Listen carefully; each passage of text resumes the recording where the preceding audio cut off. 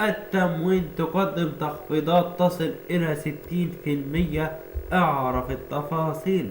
وزير التموين والتجارة الداخلية الدكتور علي المصلحي قرر أن تبدأ غدا الفترة المخصصة للتخفيضات، والتي تكون على جميع السلع والخدمات التي توجد في الأسواق المصرية بنسبة تصل إلى 60%، وهذا بمناسبة الجمعة البيضاء 27/11/2020 الشهر الجاري. إن هذه التخفيضات تبدأ من يوم 23 من نوفمبر اليوم إن شاء الله حتى 30 من نوفمبر 2020، وذلك لكل من يريد الشراء من الشركات والمحلات التجارية، وهذا على أن يتم إعطاء الموافقة اللازمة لإجراء جميع التخفيضات، ويكون من خلال مديريات التموين والتجارة الداخلية في جميع المحافظات لمن يريدون الشراء من المحلات والشركات.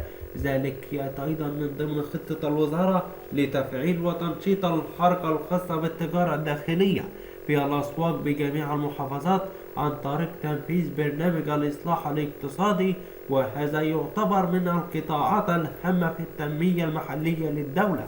جهاز حماية المستهلك قام بتحذير جميع المستهلكين من الانسياق وراء العديد من التخفيضات الوهمية وأيضا الإعلانات المضللة عن طريق عروض الجمعة البيضاء التي من المنتظر أن تكون أثناء شهر نوفمبر الحالي.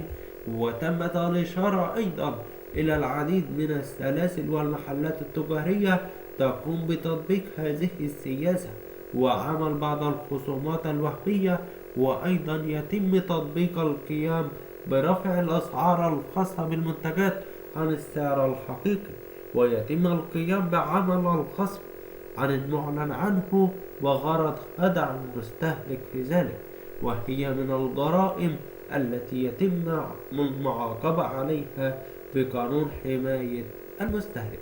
وبكده نكون وصلنا لنهاية هذا الخبر. طبتم وطابت أوقاتكم.